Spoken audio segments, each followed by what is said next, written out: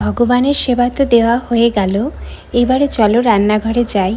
ঘরের মানুষগুলোর সেবাও তো দিতে হবে নাকি। গতকালের ভিডিওতে আমার পুজোর মন্দিরটা দেখে, মানে আমার ঠাকুরের আসনটা দেখে একজন দিদিভাই আমার কাছে জানতে চেয়েছেন যে দিদিভাই, তোমার ঠাকুরের মন্দিরটা কি রেডিমেড কেনা না বানানো?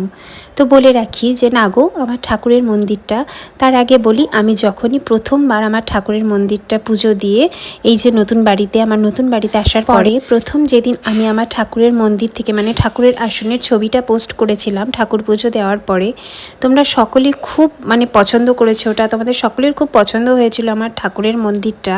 তো গতকাল আমাকে একজন দিদিভাই জিজ্ঞেস করেছেন যে মন্দিরটা কি, ঠাকুরের আসনটা কি রেডিমেড কিনেছি না বানানো? তবে হ্যাঁ, এখন কিন্তু এই ধরনের আসনগুলো কিন্তু রেডিমেড কিনতেই পাওয়া যায়।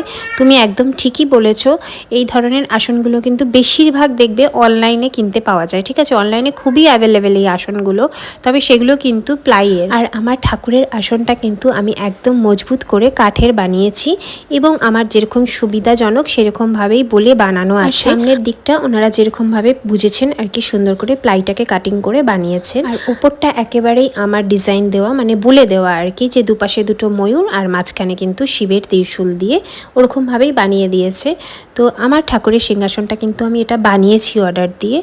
আর অনলাইনে এখন পাওয়া যায়, এমনি দোকানেও রেডিমেড কিনতে পাওয়া যায়।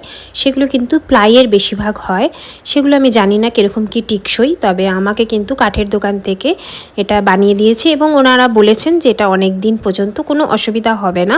যেহেতু ঠাকুরের আসন বলে কথা, তো আমরা কিন্তু মাঝে মধ্যেই ওটা মোছামুছি পরিষ্কার পরিচ্ছন্ন তো করবোই অবশ্যই। তো সেই রকম। আর তারপরেও কি বলো তো, আমার বহু দিনের মনের ইচ্ছে ছিল যে যেদিন আমার নিজের নতুন ঘর হবে, আমার নিজের নতুন ঘর আমি কিনবো বা বানাবো, সবার প্রথম আমার ঠাকুরেরও একটা সুন্দর ঘর, সবার প্রথম আমি সেটাই কিনবো বা করব।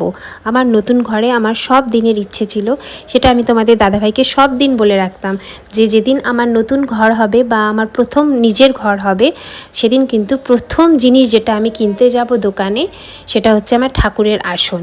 আর সেটা কিন্তু সুন্দর দেখেই কিনবো, যেরকম আমার ঘরটা সুন্দর হবে, আমার মনে মনে স্বপ্ন যে সুন্দর করে গোছাবো, সেই রকমভাবেই আমার ঠাকুরেরও একটা সুন্দর ঘর হবে। আর ঠিক সেরকমটাই হয়তো ঠাকুর চেয়েছেন, তাই হয়েছে। তবে আমার ঠাকুরের সিংহাসনটা তোমাদের সকলের খুব পছন্দ হয়েছে, যখনই ফটো ছেড়েছি, ভিডিও ছেড়েছি। আমার এই নতুন বাড়ির প্রথম যদি কোনো জিনিস আমার বাড়িতে ঢুকেছে, একদম রং ঠং হওয়ার পরে, সেটা হচ্ছে গিয়ে আমার এই ঠাকুরের আসনটাই প্রথম ঢুকেছে আমার ঘরে। তারপরে বাকি সব ঘরের জিনিস যা আনার ছিল সেগুলো টুকটুক করে আনা হয়েছে। আর এদিকে দেখো রান্নাবান্না সেরে উঠেছি কিনা, পার্সেল এসে গেছে, প্রায় রোজই এখন আসছে নিয়মিত এগুলো। ঘরের টুকটাক জিনিস কিন্তু এখন কেনা চলছে।